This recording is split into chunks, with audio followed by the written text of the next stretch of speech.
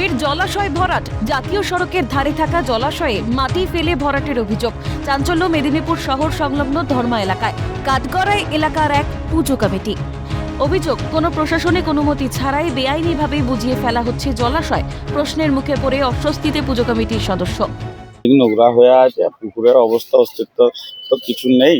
এবার পুজো কমিটি থেকে একটা 50 গাড়ি মাল ফেলেছে যাতে আমাদের নিজেদের অসুবিধা না হয়, এবং এখানে সব রকমই হয়। এই জায়গায় দাঁড়ানোর জায়গা নেই, গাড়ি ঘোড়া রাখার জায়গা নেই। এই কারণে 50 গাড়ি মাল ফেললে এইটুকু অংশ ভরাট করে। আমাদের প্রশ্ন হচ্ছে, এটা তো করা যায়, আইনত করা যায় না, আইনও তো করা যায় না। কোনো অনুমতিপত্র আছে না আপনাদের না না কাছে? না, পুকুরের এর জন্য কোনো অনুমতি ব্যবস্থা নেই। এখন কথাটা বলুন, এখন কি পরিস্থিতি আছে? এখন তো লোক ভরাট করেছে। আপনারা কি পুকুরটাকে আগের অবস্থায় ফিরিয়ে দেবেন? না, আগের অবস্থা ফিরানোর, পুকুরটা পুকুরই রয়েছে। পুকুরের কিছু অংশ, রোডসের কিছু অংশ ছিল যে এটা পুকুরের মধ্যে চলে গিয়েছিল, সেই অংশ আপনাদের কোনো কিছুটা মালিকানাধীন, মানে না মালিকানা কোনো কিছু।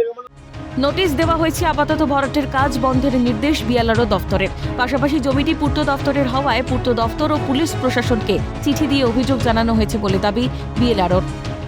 কমপ্লেনটা আমরা পেয়েছি, আমি সঙ্গে সঙ্গে আমার স্টাফ পাঠিয়েছি, সেখানে এনকোয়ারি হয়েছে। এনকোয়ারি হওয়ার পর আমরা সেখানে নোটিশ টাঙ্গিয়েছি যাতে করে ওখানে ভরাটের কোনো কাজ করা না হয়। ওয়ার্কস অ্যান্ড বিল্ডিং ডিপার্টমেন্টের নামে আছে। আমি এক্সিকিউটিভ ইঞ্জিনিয়ার পিডব্লিউডিকে চিঠি করে জানিয়েছি এই ব্যাপারটা। নয়নজলিটা ফেরানো হবে, মানে যেটা ভরাট হয়ে গিয়েছে। অ্যাকচুয়াল জমির মালিক হয়েছে বিল্ডিং ডিপার্টমেন্ট। আচ্ছা, এক্সিকিউটিভ ইঞ্জিনিয়ারকে জানিয়েছি, তার এন্ডে উনি এখন কি অ্যাকশন নেন সেটা তার ব্যাপার। মানে জায়গাটা কি তাহলে পূর্ত দপ্তরের? Works and PWD. যেখানে প্রতিটি জেলা প্রশাসনকে পুকুর ভরাটের ক্ষেত্রে একাধিকবার হুঁশিয়ারি দিতে শোনা গেছে রাজ্যের প্রশাসনিক প্রধানকে, সেখানে কেন খবরের পর নড়ে চড়ে বসল ভূমি ও ভূমি রাজস্ব দফতর? গোটা ঘটনা প্রকাশ্যে আসতেই শুরু রাজনৈতিক দড়ি টানাটানি। তৃণমূলের দিকে আঙুল তুলে তোপ দাগতে পিছপা হয়নি বিরোধী শিবির। पार्टी और प्रशासन मिलेमिशे एकाकार, मेट फॉर इच अदर, एक दूजे के लिए। তৃণমূলের কাছে গাছ চুরি করা, নয়নজলি বুঝিয়ে দিয়ে তার উপর নিজেদের ব্যক্তিগত সম্পত্তি বা ব্যবসায়িক কোনো বিষয় গড়ে তোলা, এটা তৃণমূলের কাছে প্রত্যেক দিনের কাজ। 1 কিলোমিটার দূরে কোতোয়ালি থানা, 1 কিলোমিটার দূরে এসপির অফিস, ডিএম এর অফিস, এসডিওর অফিস, প্রত্যেক দিন ওই রাস্তা দিয়ে যাতায়াত করে। তারা কি দেখতে পায় না? প্রত্যেকে এর সাথে জড়িত, প্রত্যেকে ইনভলভ এর সাথে, প্রশাসন, পুলিশ এবং তৃণমূলের নেতৃত্ব। তবে কি শাসক দলের মদতে দালাল রাজ চলছে মন্দির কমিটির আড়ালে? যদিও বিরোধীদের তরফে ওঠা অভিযোগ প্রমাণিত হলে কঠোর ব্যবস্থা গ্রহণের রাজ্যে তৃণমূল নেতৃত্বের।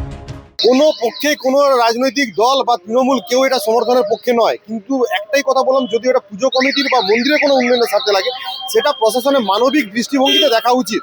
আর যেটাকে সামনে রেখে যদি প্রমোটারি রাজ বা দালাল রাজ যদি হয়ে থাকে, সেটাতে আমি দাবি জানাবো যে প্রশাসন কঠোরভাবে তার পদক্ষেপ গ্রহণ করে।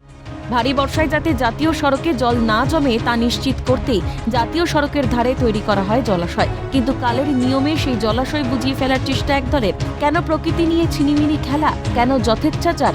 উঠছে প্রশ্ন। অভিষেক চক্রবর্তী রিপোর্ট, ক্যালকাটা নিউজ।